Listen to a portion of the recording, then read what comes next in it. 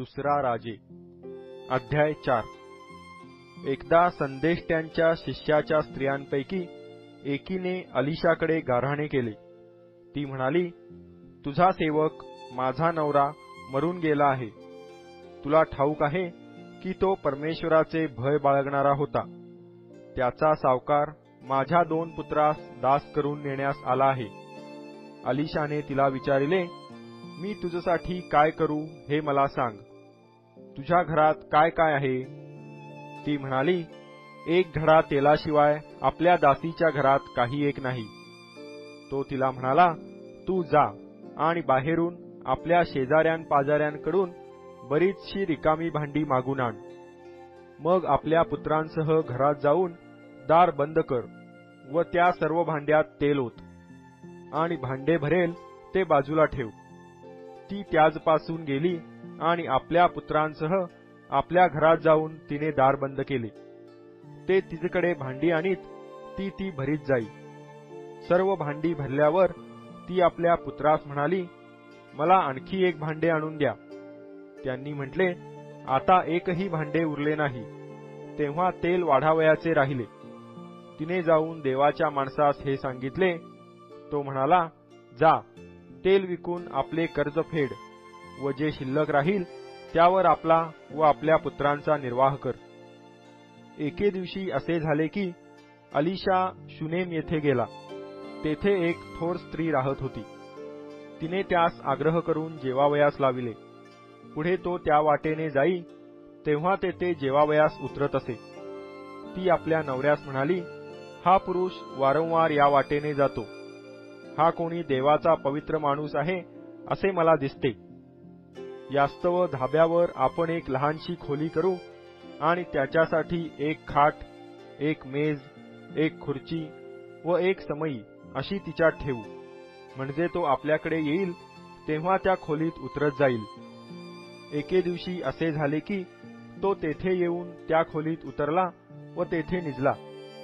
त्याने आपला सेवक गेहजी यास म्हटले, त्या शुनेमकरीणीस बोलावून आण। त्याने तिला बोलाविले आणि ती येऊन त्याच्या पुढे उभी राहिली। तो त्या सेवकास म्हणाला, तू तिला म्हण, तू आमची निगा करण्यात एवढी मोठी तत्परता दाखविली, तुझ्या प्रित्यर्थ मी काय करावे? राजाकडे किंवा सेनापतीकडे तुझी शिफारस करू काय? ती म्हणाली, मी आपल्या लोकात नांदत आहे।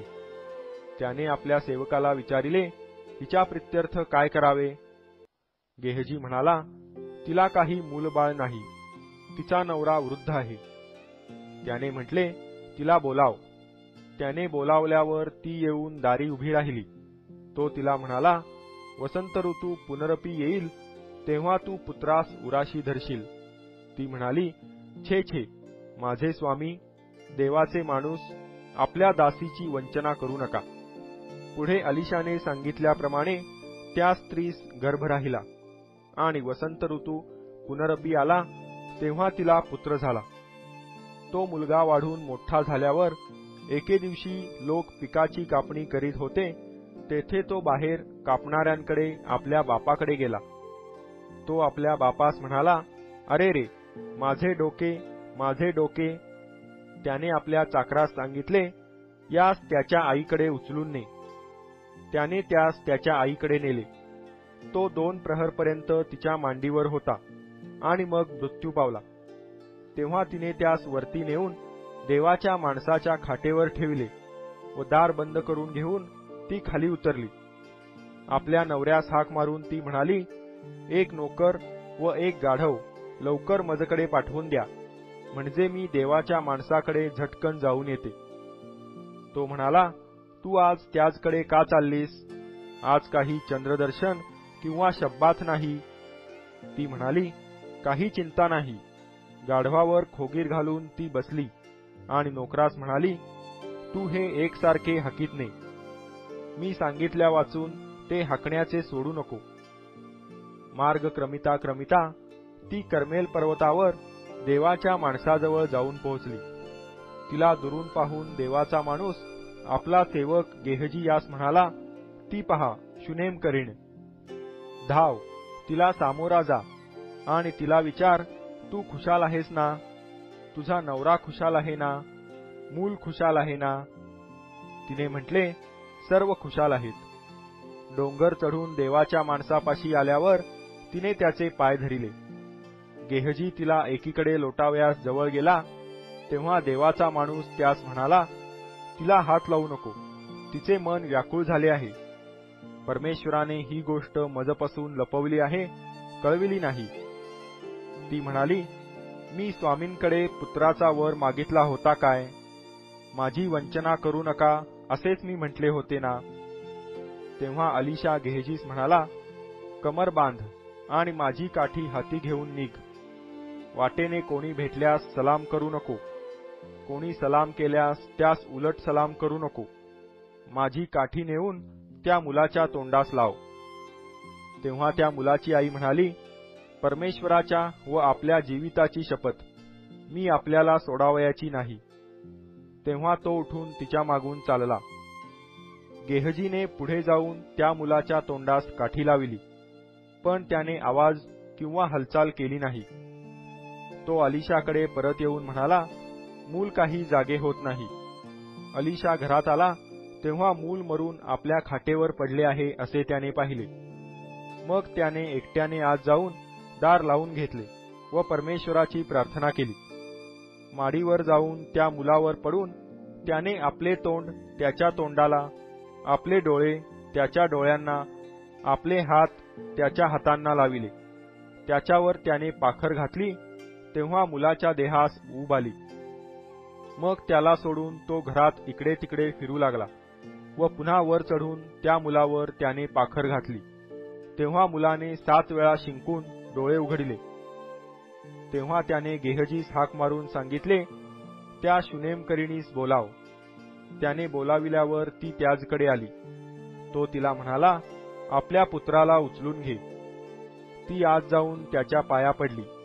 त्याला जमिनीपर्यंत लावून तिने नमन केले. नंतर ती आपल्या मुलास घेऊन बाहेर गेली. अलीशा पुन्हा गिलगालास गेला तेव्हा देशात दुष्काळ पडला होता आणि संदेष्ट्यांचे शिष्य त्याच्या समोर बसले असता त्याने आपल्या सेवकास सांगितले, चुलीवर मोठे बहुगुणे ठेवून संदेष्ट्यांच्या शिष्यांसाठी शाकभाजी रांध. तेव्हा एक माणूस बाहेर रानात शाकभाजी गोळा कराव्यास गेला असता त्याला एक रानवेल सापडली. तिच्यावरील कडू इंद्रायणे तोडून त्याने ओटीत भरून आणली. ती चिरून त्या शाकभाजीच्या बहुगुण्यात घातली. ती कडू होती हे त्यास ठाऊक नव्हते.